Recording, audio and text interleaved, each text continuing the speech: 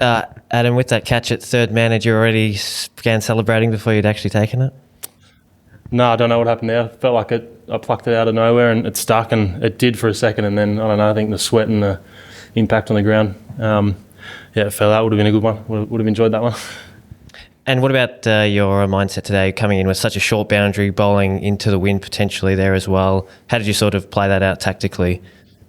We'd actually summed it up yesterday. I come out here, had a bowl, got a feel for the breeze. We always know there's a breeze to work with in the Caribbean, particularly here in Barbados. So got used to the conditions a bit yesterday, and then the planning was, to try and get it into the wicket. We probably would have bowled first today. I think if we won the toss, it's usually what you probably want to do on these wickets, to get a read of the conditions. But I think the way that we started with the bat gave us a really good opportunity to look at what they did wrong with the ball and then what they did well in the middle.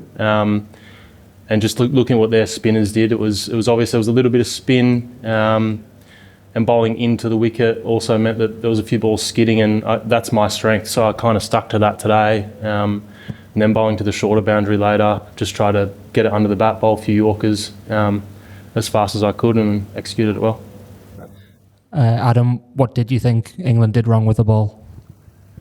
I thought they bowled beautifully in the middle overs, and then when you're bowling to Heady and Dave, it's they're going to attack you, and I think they're two of the best in the world at it, and it is going to happen. Thought their off-pace stuff was really good, and then that's what we kind of summed up from that was, bowling into the wicket, slow ball, some sat up a bit and some skidded, and speaking to the quicks before we went out, that was the game plan. Australia obviously started all pace at the beginning. England went completely the other way and all spin. What did you make of that decision? What had you said at halftime?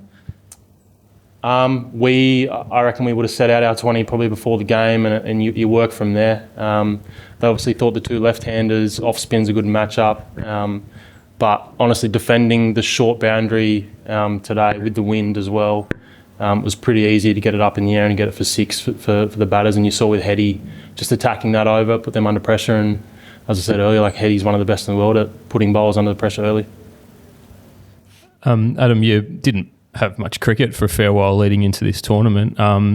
Were you worried about it at all, or did you see that as an advantage? And how did you prepare? Did you get back down to Ballina to do some practice? Yeah, obviously made that decision a little while ago to pull out of the IPL, and I thought it was the best thing for me moving forward into this World Cup. I was tired, I had some niggles, and I'm a family man as well, so trying to put them first over work sometimes is pretty important. So I actually am a bit of a slow starter, and I put in a little bit of extra work. My body feels great, and just did that bit of extra work, maybe a bit more bowling than I usually would before a tournament like this. And then the practice games and everything just feels nice at the moment. I think I am a little bit of a slow starter, but this feels like a rare occasion where I've started, how I want to. And mate, I know comparisons with Shane Warne are always difficult, and there's only one Shane Warne. But in terms of what you've achieved in your career to this point with critical role in the 2021 World Cup, last year's World Cup, and just seemingly stepping up in big matches a lot of the time, did you find it hard as a young spinner to be coming out sort of in the shadow, I suppose, of Shane Warne's career? Never really thought of it that way, to be honest. Like I had to fight for my position in the team for a long time, and then I was lucky enough to have captains that backed me. Finchy really backed me, and it's the same with Camo and Marshy as well. And under this coaching management, my role is clear, and I've done the work over time to build up that skill level. But in terms of actually my role in the team, I get backed to take wickets and try and win the game for us. And I absolutely feel that with our leadership. So, as I said, I reckon I did the work when I was young. I went through some rough patches for sure. I got dropped. I was in and out of the team a little bit, and then I was probably in the team and not bowling that well. But the last few years, that skill is definitely better than it was 8 years ago when I started. and then, yeah, as I said, the leadership's just, it helps me feel at home. Did you spend a bit more time on the ground yesterday, kind of like summing up conditions with the coach?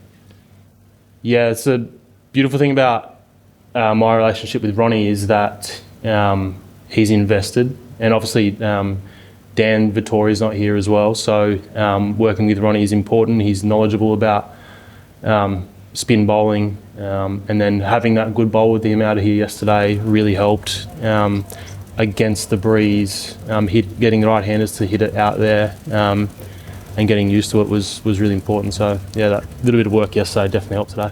And just for a big game like this, like your record in these big games is, I know, something you pride yourself on. How do you kind of sum it, Adam? Like, what do you do to put yourself in the mind frame to kind of do that?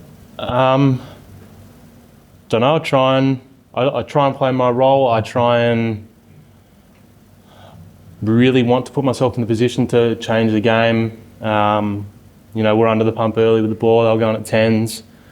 And I looked at the scoreboard and went, all right, this is, it's time to stand up. So I absolutely love those situations. We play a lot of cricket where you don't feel like that.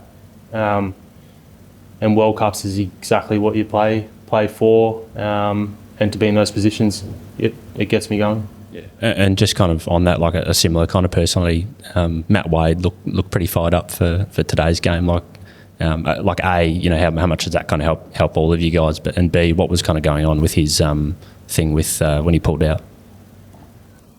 Yeah, Wadey's a fiery guy, super competitive, and something ticked him over a little bit today, I think, and that's what we love about Wadey. I think after the 6th or 7th over mark, he come up to me and said, "Let's not sit back here. Let's go." We can't wait for them to make a mistake because they're not going to, and basically stay in the contest. And that's the beautiful thing about Wadey, having him behind the stumps, so competitive. You can hear his voice, and that makes a huge difference. If you've got a wicketkeeper who's quiet, whose body language is the opposite to someone like Wadey, you can feel that as well. And I love playing with Wadey. He's so competitive, and yeah. And did you have a chance to speak to him about why he was so angry about that ball that wasn't called a dead ball on him?